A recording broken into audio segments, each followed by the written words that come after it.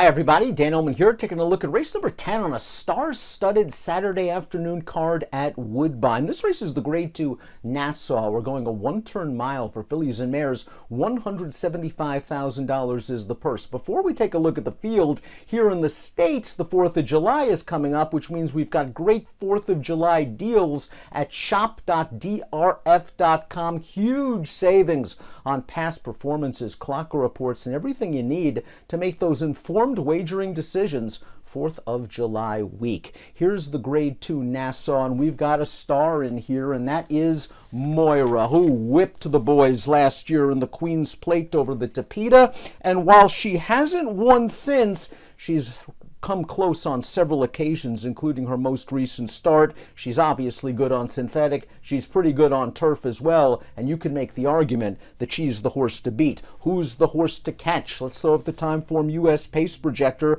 Our friends at Timeform US believe that the number 7, Sweet Enough, who's stretching out off of a 6.5 furlong sprint, is going to be forwardly placed, and I agree that she'll be forwardly placed. I'm not sure she's as fast, however, as the 1 Sister Luann and the 3 Scottish Star. Those two horses look like speeds, and maybe they'll hook up and set things up for a closer. Let's begin with Sister Luann. I think this horse is a bit underrated for trainer Safi Joseph. Her most recent start, a race we're going to look at right now, a high-level allowance race at Keeneland. This is a good effort. It was her first start off of about a 6-month layoff. She set a legitimate pace, and it took a pretty good horse in Flirting Bridge to run her down in the final 16th of a mile. Sister Luann has only raced 8 times. She's so lightly raced, you can make the argument that we've yet to see her best. Now, she is likely going to show speed as she cuts back to a mile. If she has to deal with a horse like Scottish Star and maybe Sweet Enough, perhaps it softens her up for one of the closers.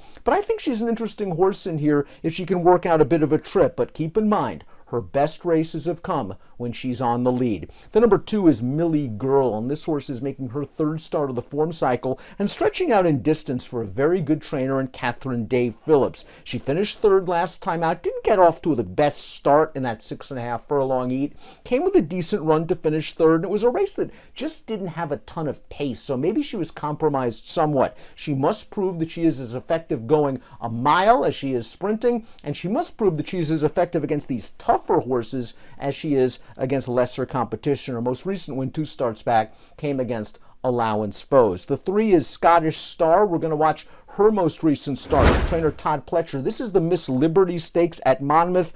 I was disappointed with this race. She's 2 to 5. She's the lone speed. She didn't go very fast up front, and she's going to get run down late.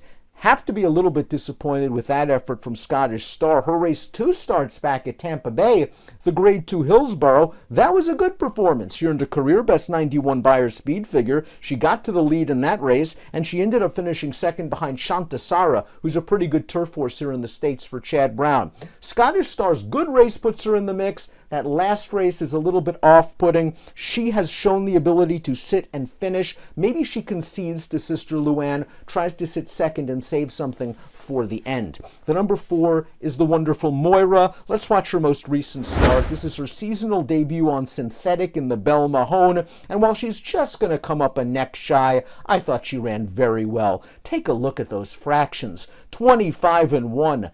50-3. The horse setting those fractions, Super Hoity-Toity, is a pretty nice horse, and she just had everything her own way. And the fact that Moira is still digging down deep and only getting beat a neck shows that she's come back in good form. She ran really well on the turf last year in the E.P. Taylor, and I think a mile is good for her. I know her big win came in the Queen's Plate, going the classic distance of 1.25 miles, but I think she's versatile enough to cut back to a mile, and she could get some pace help up front. The 5 is Devil's Bit, and this horse came from off the pace in the race we're going to show you right now, going 7/8 of a mile. It's a first-level allowance race for the great Roger Attfield, and Devil's Bit's going to rally and get away from this field at the end.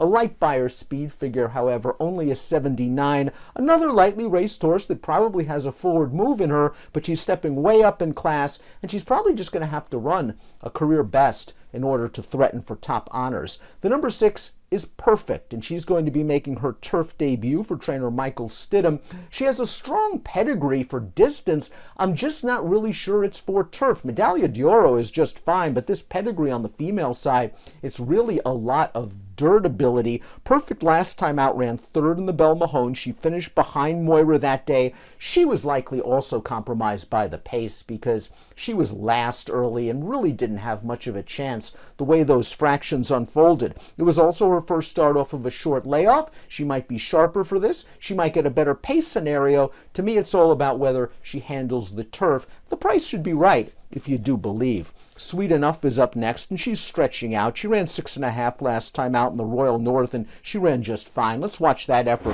from Sweet Enough, who's going to finish second in that race. She has run well stretching out in the past.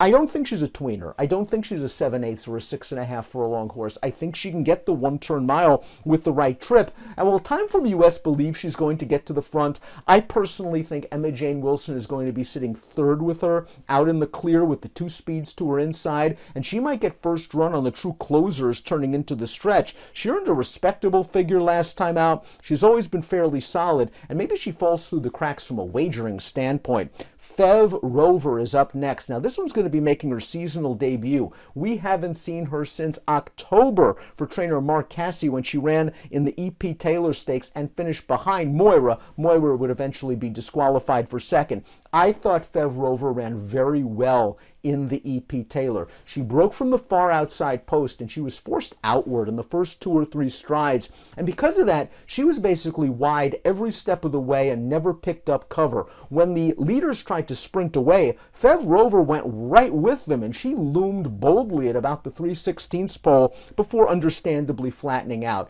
She showed her quality 2 starts back in the Canadian, going a 1-turn mile and an 1/8 at Woodbine over the summer. I think she's tactical enough that she can work out any kind of a trip and is pace adaptable. The layoff, yes, it is a concern. I do think Fev Rover is going to be just fine going a mile. She was third in the English 1,000 guineas when she began her career overseas, and I think she's going to give a good performance with Patrick Husbands up for Mark Casse. Eminent Victor completes the field, and she's likely going to be a big price in here, but there are some angles. She's getting Lasix. She's getting blinkers. And in her last race, the Grade 3 Gallaret, her first start off the layoff, I wonder if they were using that race as a prep.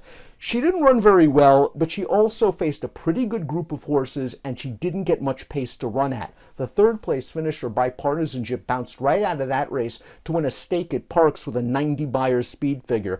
Eminent Victor showed some flashes, especially at Saratoga last summer, and with the most recent race under her belt, I think she can take a little bit of a step forward. She's going to have to, because this is a much tougher field. Let's take a look at my top picks for the Grade 2 Nassau. Usually I don't like playing horses coming off long layoffs. I think Fev Rover is a good amount of quality. I think she's going to get the right setup, and I think a mile is good for her. I have all the respect in the world for Moira, and I think I'll be rooting for her a little bit as the Queen's Plate winner makes her second start of 2023. But Fev Rover is the bet for me in the Nassau on a really nice Saturday card at Woodbine. Best of luck.